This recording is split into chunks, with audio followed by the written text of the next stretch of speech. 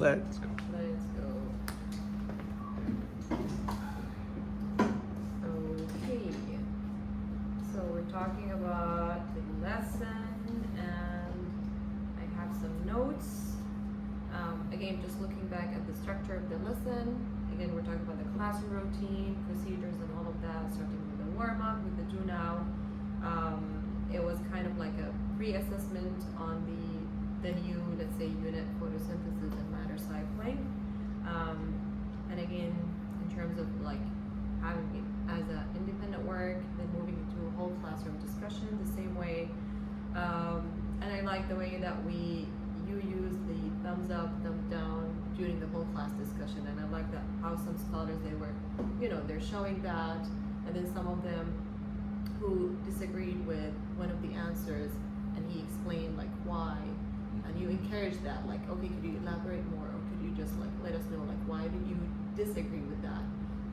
So this was like a huge thing. I mean, they were motivated to participate and to answer questions. So again, like so many, arms up in the video. Yeah, and like kind they of wanna, arguing to talk, which is great. Yeah. I love that it's like that in class. I think it can be like a middle school thing, I think, but it's also, it's nice when they want their voices to be heard, which is awesome. But I do think the thumbs up, thumbs down, especially in that class, was really effective because, at one point there was some disagreement and they could rely on their peers for that correction, but then it's also, there was a point where nobody disagreed and they should have, and it kind of became, very aware that this is something that the whole class is not quite picking up on, and maybe they should have been. And so, I think you could see that in the video, and it was, it's a really useful tool.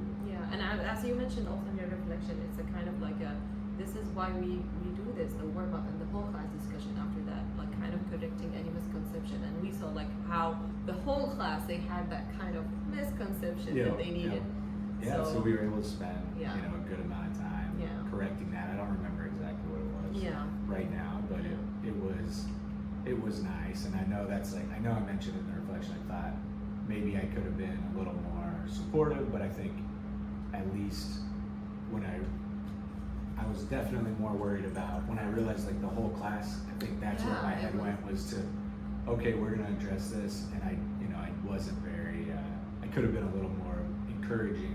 I think it was Abdul Malik that was participating, which was awesome. Yes. But I could have thanked him for that. I could have been, you were so close, and this is why, or something like that. I could have been a little more encouraging.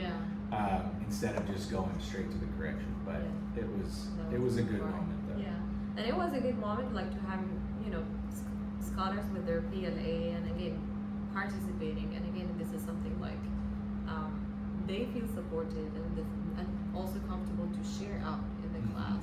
So this is a huge thing as well. And looking back at also the the rubric that you have for this week. In terms of using formative and summative assessment, I know that when it comes to using formative assessment, this is a huge part.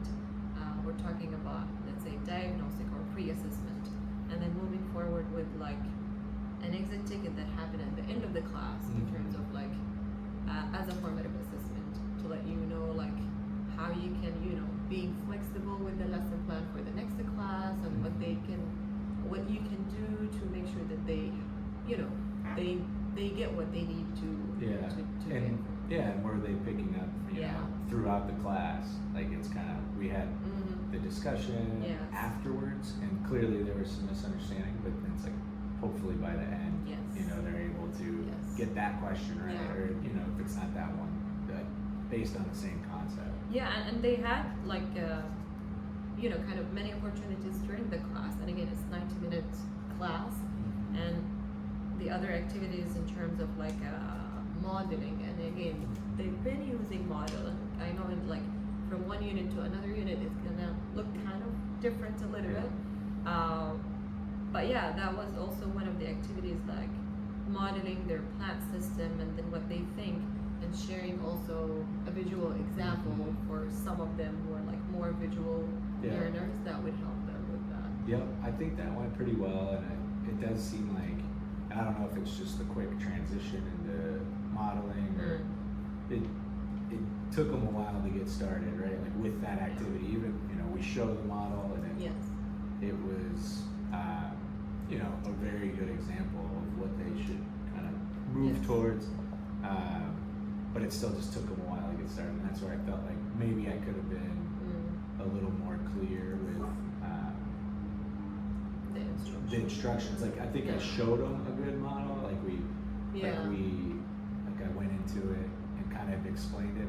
Maybe there could have been the expectations of what they need exactly to do to produce, because I think it was and maybe they got a little because they did the model on their computers, but then they also were drawing it. I think that's where I think the teams or groups, like when they started working, may have gotten a little well, should I do that or should you do that? And maybe I could have given them a little more instruction of how they can, hey, please work together, but while one of you focuses on this, the other one can do this, and you rely on each other, or like that's one way to do it. I could have been a little, maybe could have been a little more clear with that, because I think they got just maybe a little slow to start, but by the end of it, they were working really well. It just seemed like some of them were rushing or not quite going to complete their actual drawing of a model. But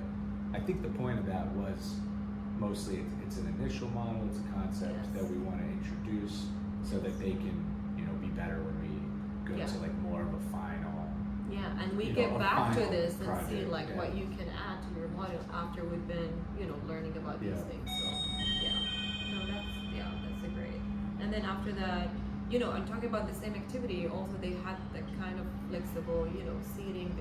Some of the groups were on the floor, some of the groups will be on the other side of the room, so they were working on their model as a group.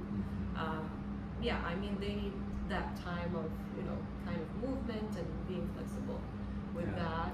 I really like when, they get to use the whole class. And it's not always going to be conducive to everyone, but, it was nice to get the movement break in there too. Like, I think there was a lot of movement in this class. They loved and it. They like it. I think they like it.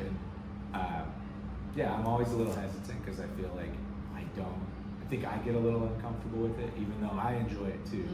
It's just nominating a leader was a little impulsive. I think I didn't plan that. It was just kind of impulsive. It was great. Just asking some of them to lead the stretch break. I mean, it was great. And having the timer, it was clear that we're gonna spend, let's say, 4 minutes on that. And then just kind of, if they're not taking the initiative, then it's like I just kind of started counting down for them so they keep moving. And I think since then I've, done it again, and it's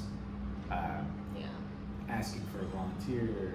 Not necessarily saying, hey, we're gonna take a break, but like kind of getting someone up front and like setting the stage and then letting them do stretch break. I think that's an adjustment that I've made but hadn't, I'll continue to make moving forward. I agree with that. And the other thing also, after that they moved to another activity. What do kids eat, for breakfast? And then I like that how it was connecting, photosynthesis concept to diverse culture of food. So allow them to explore different cultures and connect that or reflect on their own culture. They were working in groups, but they have also to pick like, one specific country, and they need to read about that food, and again, then they have to sort them out. Is it animal-based, plant-based, and all of that. And then at their table, like they get to share, each one they pick different country, and then they can share what they got. So even the interaction, I think this is just a great assignment for them to be able to reflect and also, to explore and learn from each other. Also giving a synopsis of something that they read and explored to their group mates. I think it was a really good assignment. And then you did the countdown, 3, 2, 1. Going back and remind them with the exit ticket as well as things that they need to do. So really just looking at what kind of assessment that have been used during this class. Again, pre-assessment or diagnostic assessment, formative assessment, and then even like with the activities, the learning activities they had, it's considered as also formative. So for them and for you and for us, just to see how they are using the information and how they are applying it in class, making kind of like the accommodation part and the modification part for, you know, the learning support scholars. I know we had these scholars with their PLA, trying, you know, kind of like just guide them through, even like kind of reducing some of the, you know, the choices for some questions, or prompting these scholars. Yeah. I mean, this is something that you actually did. Maybe it's not in the video, but it's always like in every class where you try to prompt some scholars, you know, just to help them to answer the questions, so they need that kind of support. Yeah, and I think, you know, the way class is structured, it doesn't, it always seems like you don't have enough time, but really when they're working individually, there is time to check in on people you know you need to go prompt, and you know you need to keep on task or things like that. So like there is, especially with the warm up when students are coming in and getting started, there is that time to, you know, help the ones that do need more support in certain ways. Yeah, I mean, looking at that, and again, how we could use all the data that we have from their formatives, just to, you know, to have that discussion about how we can move forward. Again, what can we do another formative, just to help us to see like what's going to be the future lesson plan, if there are any changes. I mean, this is a huge thing. I mean, just to be flexible and to adapt the lesson based on that, just to accommodate based on the group, the scholars that you have. But yeah, I mean, asking questions. Yeah, I'm looking at just the rubric. Yeah. I like that part. I mean, this is something that we've worked on, like in terms of asking questions. We want to keep asking questions. Like, if you think that's your answer, then like why? Make a connection. You can share evidence. So just to keep using that and doing that. Yeah. I'm definitely feeling like I know I still can grow in that department, but I definitely am feeling a lot more confident in having more fun with the discussion portion of class. I think it's just such a valuable time, I think, and it's routine, so everybody kind of knows what to expect, and it's an opportunity to kind of be a little playful while also accomplishing a lot. And so it goes really well. Yeah. I think for the most part. It's the middle school. It's everything. Yep. No, It's I like the that. organized chaos. Yeah, exactly. Yeah. Thank you. Awesome. No, Yeah, that's well, thank awesome. you. Thank you.